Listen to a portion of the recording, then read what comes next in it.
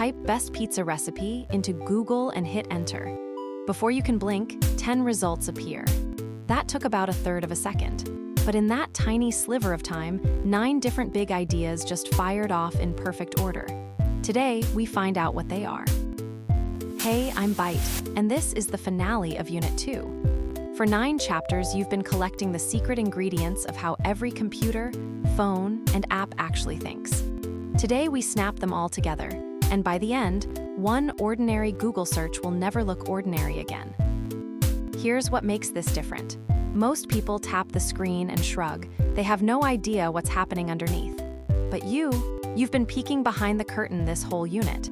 That's the difference between using a machine and understanding one. Let's celebrate what you know. Look at the path you climbed. Chapter 1, patterns. Then your brain, data, sorting, algorithms, decisions, binary, memory, and input-output. 9 stops. It looks like a list, but it's really a chain, and each link only makes sense because of the one before it. Start at the beginning. A pattern is anything that repeats in a way you can predict. Red, blue, day, night. Once you spot the rhythm, you can guess what comes next. And guessing what comes next is basically the superpower every computer is trying to copy. Here's the wild part. You didn't have to learn to find patterns. Your brain does it for free, using 86 billion neurons all firing together. A computer has no idea what a pattern is until we hand it step-by-step instructions. Your brain finds them. A machine has to be told how. Next ingredient, data. Data is just information about things, and it comes in 3 flavors. Numbers, like your age, 11. Words, like a name, Emma. And yes or no, true or false. Every single thing a computer knows about the world gets squeezed into one of those 3 shapes. Now data is useless in a messy pile, so we need algorithms. An algorithm is nothing scary. It's just step-by-step instructions to get something done. A recipe for a sandwich is an algorithm. Sorting your data smallest to biggest is an algorithm. Follow the steps in order, get the result. Every time. But recipes need to make choices, and that's where IF then comes in. If it's raining, then grab an umbrella. If the light is red, then stop. Computers can't feel or guess. They decide by checking conditions. If this is true, then do that. That one little rule powers every decision a machine makes. Now the mind bender. Underneath it all, computers only speak in zeros and ones. That's binary. Why only 2? Because electricity is simple. It's either on, a 1, or off, a 0. No in between. So a computer is really just a giant wall of tiny switches flicking on and off. Let's decode one. The number 5 in binary is 0101. Think of switches worth 8, 4, 2, and 1. In 101, the 4 switch is ON and the 1 switch is ON. 4 plus 1 equals 5. That's it. And that exact same trick, scaled up to billions of switches, stores every photo, song, and game you own. Sit with how powerful that is. One idea, on or off, 1 or 0, repeated billions of times, becomes an entire universe of movies, websites, and video games. The smallest possible idea, copied enough times, builds the biggest things you use. That's the heartbeat of every device on Earth. So where do all those 1s and 0s live? 2 places.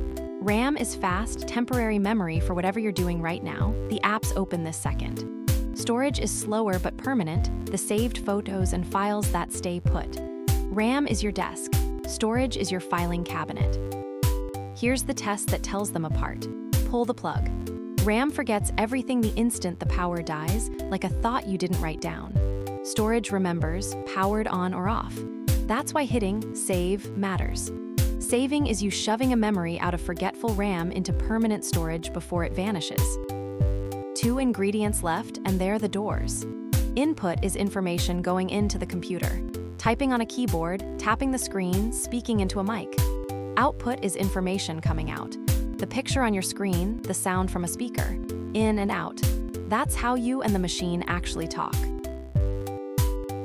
Time to test it. In the app, you match each idea to a real example. Pattern goes with red, blue, blue. Algorithm goes with a sandwich recipe. RAM goes with the apps running right now. When you can match the idea to real life, you don't just remember it, you actually own it. Now the secret nobody tells you. None of these 9 ideas work alone. Patterns help you spot data. Data needs algorithms to get sorted. Algorithms use if, then to decide. Decisions get stored as binary. Binary lives in RAM and storage, and we reach it all through input and output. It's a chain. One link alone is just a fact. But snap all 9 together and something amazing appears, computer thinking itself. That's the whole point of Unit 2. It was never 9 separate lessons. It was one machine, taken apart, so you could finally see how the whole thing runs. Here's a fun sorting challenge. Does each fact describe your brain, a computer, or both? 86 billion neurons? That's your brain. Uses binary? That's the computer. Has fast temporary memory and permanent memory? Surprise, that's both. You and the machine share more than you'd think. Look how closely you mirror a computer. Your eyes and ears. Input, just like a camera and a mic. Your working memory holding this sentence? That's your RAM, your long-term memories, your storage. Even your neurons run on tiny electric signals, the same fuel the machine uses. But here's the line the machine can't cross. You find patterns automatically. A computer needs an algorithm spelled out first. And you have creativity. You get brand new ideas out of nowhere. Computers only ever follow instructions. That spark, the imagination, is still 100% yours. Okay, the big payoff. Let's watch all 9 ideas fire in a single Google search. You type best pizza recipe and hit enter. In about 0.3 seconds, the whole chain runs from top to bottom, and now you'll actually be able to see it happen. Watch closely. Step 1, your fingers hit the keys. That's input, information going in. Step 2, Google looks at your words and spots the pattern. It notices pizza and recipe belong together, that you want food instructions, not the history of Italy. It understood you before it searched a single page. Step 3, Google dives into its data, billions of web pages, way more than any human could read in a lifetime. Step 4, an algorithm, that step-by-step recipe, races through them to find the best matches. It's not reading like you do. It's following instructions at lightning speed. Step 5, if then logic checks each page. If this page has pizza and recipe, then keep it. Otherwise, toss it. Step 6, the invisible one. Every page, every word, every image is really just binary underneath, zeros and ones, on and off switches by the billion. Step 7, the winning results get sorted and loaded into fast RAM so they appear instantly, no waiting. Step 8, output. Your screen lights up with the top 10 recipes. Input to output, 9 ideas, 1 chain, done in 1/3 of a second. And now you know every gear that turned. Maya said it best. Every single concept she learned happens every time she searches. That feeling when it clicks, that's the whole reason we do this. What looked like magic was never magic. It was patterns, data, algorithms, decisions, binary, memory, and input-output working as a team. Now you try. In the app, you drag the 6 search steps into the right order, from typing to seeing results. Input first, output last, everything else in between. When you can put the whole chain in order yourself, you're not memorizing anymore. You're thinking like the machine. And it's not just Google. When Netflix suggests a show, it's finding patterns in what you watched. When you save a photo, you're moving it from RAM into permanent storage. When a traffic light changes because cars are waiting, that's if then. Once you see the chain, you spot it everywhere. Then comes the ultimate challenge, the Unit 2 final quiz. 7 questions covering everything. What's a pattern? The 3 types of data? RAM versus storage? Which device is input? Nail these and it's official proof, not that you memorized facts, but that you truly understand how computers think. One last skill, explaining it. Real understanding isn't giving the answer, it's teaching it to someone else. So try this out loud right now. A pattern is something that repeats. An algorithm is step-by-step instructions. Binary is only zeros and ones. If you can say it, you truly know it. Let's count your trophies. You can now spot patterns, understand data types, write algorithms, use if-then logic, count in binary, tell RAM from storage, and name input and output devices. That's 7 real computer science skills. Skills most grown-ups honestly can't explain. You can.